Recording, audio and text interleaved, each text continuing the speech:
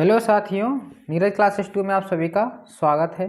आज की क्लास में हम पढ़ेंगे यूपी पुलिस से संबंधित जीएसटी के जितने भी प्रश्न बनने वाले हैं और सारे पढ़ेंगे। और ये जो प्रश्न है बहुत महत्वपूर्ण प्रश्न है जो यूपी पुलिस के अगले प्रीवियस ईयर में आ चुके हैं। तो बने रहिए वीडियो के अंत तक। देखिए पहला प्रश्न क्या दिया है। कानून के प्राधिकार के बिना करों का अधिरोपित न किया जाना भारतीय संविधान के किस अनुच्छेद से यह संबंधित है? तो यह अनुच्छेद 265 से संबंधित है। ऑप्शन बी इसका राइट आंसर सही है, जिसमें कर की बात की गई है, टैक्स की बात की गई है। इसके बाद आगे देखिए अगला प्रश्न क्या दिया है। अगला प्रश्न है, निम्नलिखित में से कौन सा कर केंद्र सरकार के द्वारा नहीं लगाया जाता है? इसमें से कौन सा कर है जो केंद्र सरकार के द्वारा नहीं लगाया जाता है? तो आय कर ये केंद्र सरकार के द्वारा लगाया जाता है, उत्पादन कर भी ये केंद्र सरकार के द्वारा लगाया जाता है और सीमा कर भी केंद्र सरकार। लेकिन भू राजस्व कर जो है यह राज्य सरकारें लगाती है अपने अपने राज्य में। ऑप्शन बी इसका राइट आंसर सही हो जाएगा। इसके बाद आगे देखिए अगला प्रश्न, भारत में आयकर का जनक किसे माना जाता है? भारत में आयकर का जनक किसे माना जाता है? तो भारत में ये इसके जनक हैं जेम्स विलियमसन। कौन है? James Williamson. ऑप्शन सी इसका राइट आंसर सही है। इसके बाद आगे देखिए अगला प्रश्न क्या दिया है। वर्तमान में भारत में कौन सा आयकर अधिनियम लागू है? वर्तमान में कौन सा? तो यह आयकर अधिनियम 1961 इस समय भी लागू है। ऑप्शन डी इसका राइट आंसर सही है। इसके बाद आगे देखिए, भारत में संपत्ति कर अधिनियम किस वर्ष पारित किया गया था? तो यह अधिनियम 1957 में पारित किया गया था। तो ऑप्शन डी इसका राइट आंसर सही हो जाएगा 1957। और इसको कब समाप्त कर दिया गया है? तो 2016 में समाप्त कर दिया गया था। इसके बाद आगे देखिए अगला प्रश्न क्या दिया है। अगला प्रश्न है, भारत में संपत्ति कर को कब समाप्त कर दिया गया था? तो 1 अप्रैल 2016 को समाप्त कर दिया गया था। ऑप्शन सी इसका राइट आंसर सही है। इसके बाद आगे देखिए अगला प्रश्न, भारत सरकार के आय का कितना प्रतिशत हिस्सा जीएसटी से प्राप्त होता है? तो भारत सरकार का आय से 18% जीएसटी प्राप्त होता है। ऑप्शन ए इसका राइट आंसर सही है।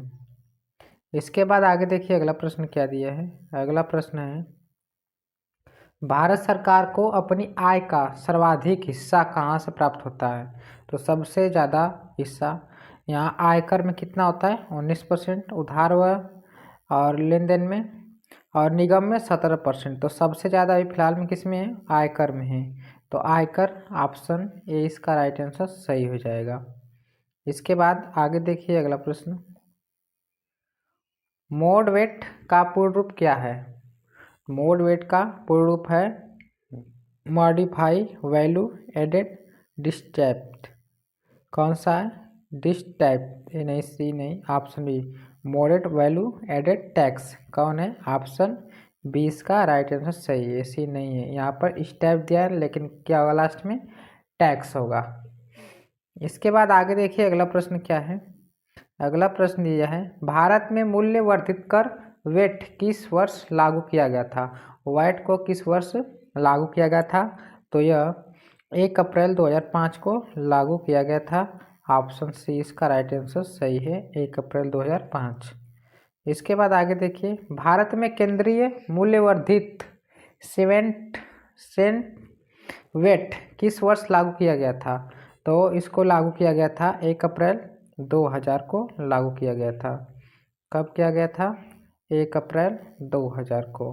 ऑप्शन बी इसका राइट आंसर सही है। इसके बाद आगे देखिए अगला प्रश्न क्या दिया है। अगला प्रश्न है, भारत में जीएसटी लागू करने का सुझाव किस समिति के द्वारा किया गया था? तो भारत में जीएसटी या विजय केलकर समिति के सुझाव पर इसको लागू किया गया। ऑप्शन बी इसका राइट आंसर सही है। इसके बाद आगे देखिए अगला प्रश्न क्या दिया है। देखिए अगला प्रश्न क्या दिया है, भारत में वस्तु एवं सेवा कर जीएसटी किस वर्ष लागू हुआ था?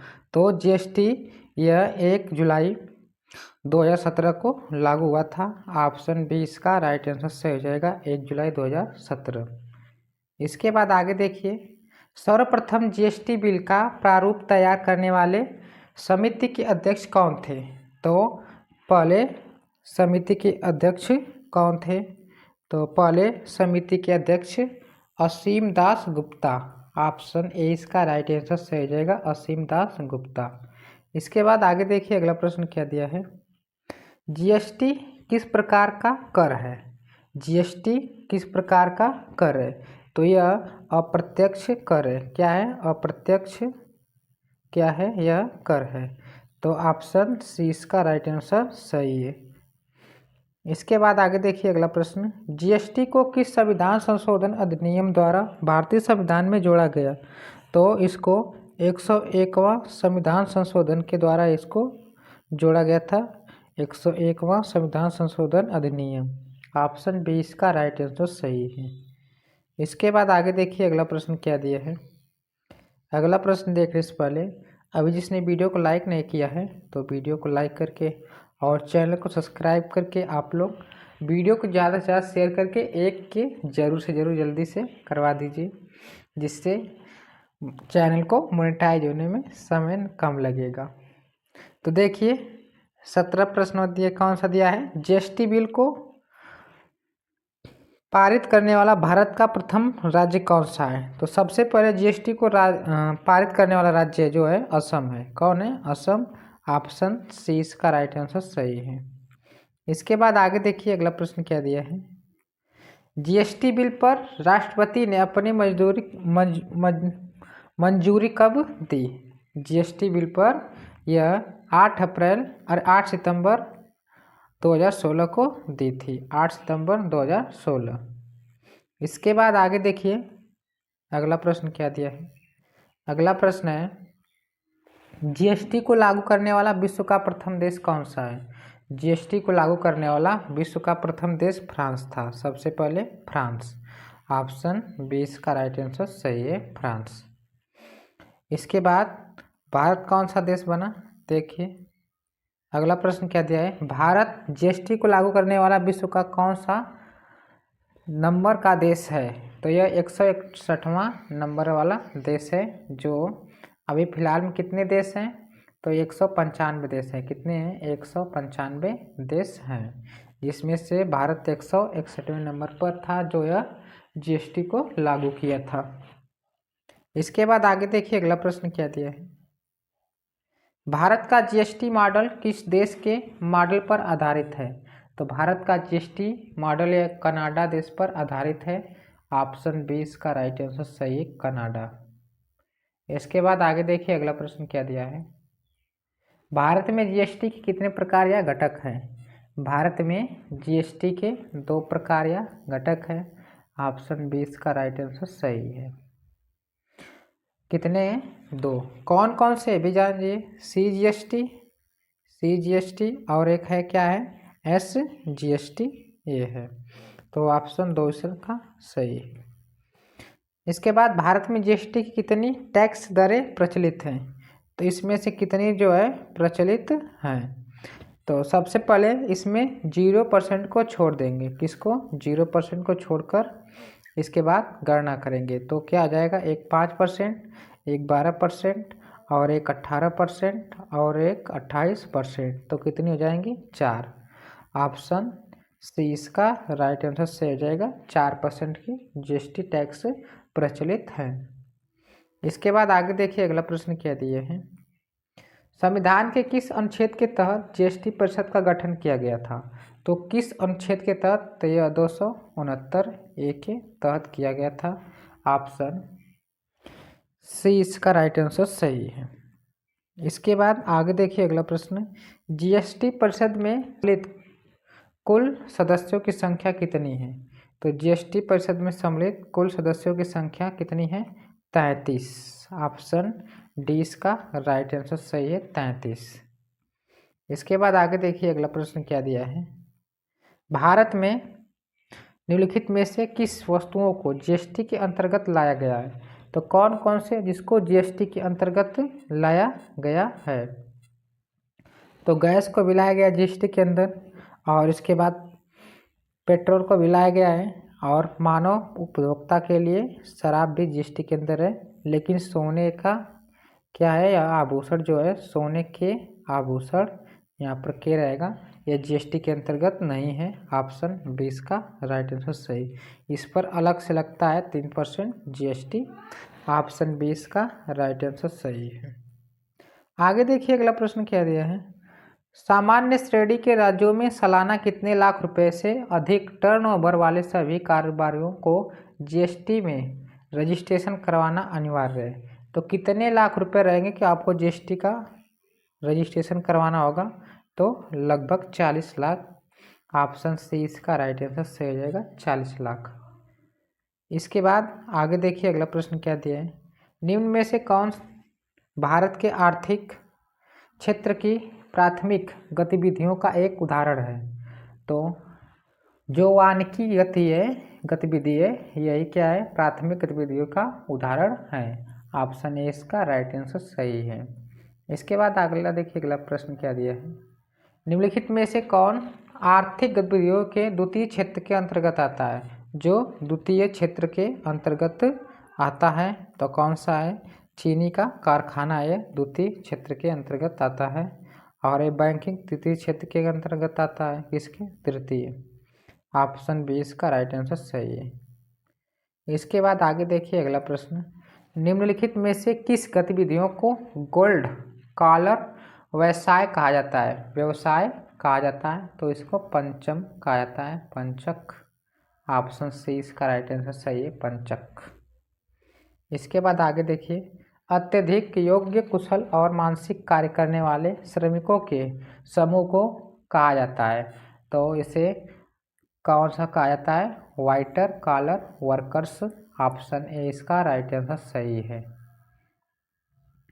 इसके बाद आगे देखिए अगला प्रश्न क्या दिया है। यहाँ पर एक खाली स्थान है। को किस अन्य को आंतरिक नहीं किया जा सकता है और ये न उस व्यक्ति की आय और लाभों पर आरोपित किए जाते हैं जो इनका भुगतान करता है? तो ये कौन से होते हैं? तो प्रत्यक्ष कर वाले होते हैं। कौन से होते हैं? प्रत्यक्ष कर। ऑप्शन सी इसका राइट आंसर सही है। इसके बाद आगे देखिए अगला प्रश्न क्या दिया है। करारोपण की वह विधि क्या है जहां पर कराधान राशि बढ़ाने के साथ करों की दर बढ़ोतरी होती है? तो यह कौन सा है जिसमें होता है? तो प्रगतिशील कर में होता है। किसमें? प्रगतिशील कर। ऑप्शन सी इसका राइट आंसर सही हो जाएगा, प्रगतिशील कर। इसके बाद आगे देखिए अगला प्रश्न क्या दिया है। अप्रत्यक्ष करों का मुख्य बोझ किसे उठाना पड़ता है? अप्रत्यक्ष कर का तो यह उपभोक्ताओं को उठाना पड़ता है। ऑप्शन सी इसका राइट आंसर सही है। आगे देखिए अगला प्रश्न क्या दिया है। एक अनिवार्य शुल्क जिसे किसी विधि के तहत सरकार या प्राधिकरण द्वारा व्यक्ति या संस्था पर लगाया जाता है, क्या कहलाता है? तो यह कर या टैक्स कहलाता है। क्या कहलाता है? कर या टैक्स। क्या होता है? कर या टैक्स। ऑप्शन डी इसका राइट आंसर सही है।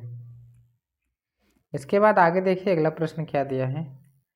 कर जमाकर्ता के आधार पर कर के कितने प्रकार हैं? तो जमाकर्ता के आधार पर 2 है। कौन कौन से हैं ये भी जानिए। एक डायरेक्ट कर है और एक इनडायरेक्ट कर है। कौन सा है? एक इनडायरेक्ट कर है। ऑप्शन डी इसका राइट आंसर सही है। इसके बाद आगे देखिए अगला प्रश्न क्या दिया है। निम्नलिखित में से कर की मात्रा के आधार पर कर का प्रकार कौन सा है? तो यह समानुपातिक होता है, प्रगतिशील भी होता है, प्रतिगामी भी होता है। तो ये सभी हो जाएगा। ऑप्शन डी इसका राइट आंसर सही है। आगे देखिए अगला प्रश्न क्या दिया है। निम्नलिखित में से कर जमाकर्ता के आधार पर कर का प्रकार कौन सा है? तो प्रत्यक्ष कर, अप्रत्यक्ष कर। तो ऑप्शन सी इसका राइट आंसर सही हो जाएगा, ऑप्शन सी दोनों हो जाएगा। इसके बाद आगे देखिए अगला प्रश्न, निम्नलिखित में से कौन से प्रत्यक्ष कर की विशेषता नहीं है? इसमें से जो है तो हस्तांतरण संभावना, यह क्या है? प्रत्यक्ष कर की संभावना नहीं है, ऑप्शन डी इसका राइट आंसर सही है। इसके बाद आगे देखिए अगला प्रश्न क्या दिए हैं, निम्नलिखित में से कौन सा प्रत्यक्ष कर का उदाहरण नहीं है?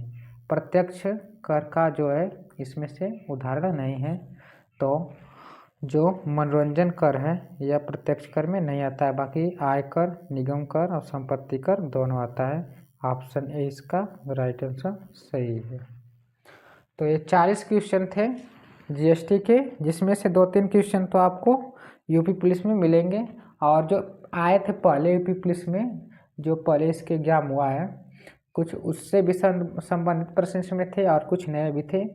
तो 40 क्वेश्चन में कैसा प्रश्न था कमेंट सेक्शन में जरूर बताइएगा, और जो पहली बार इस चैनल के माध्यम से जुड़ रहे हैं तो चैनल को सब्सक्राइब, लाइक, शेयर जरूर कीजिए। मिलते हैं अगले वीडियो में, तब तक के लिए धन्यवाद।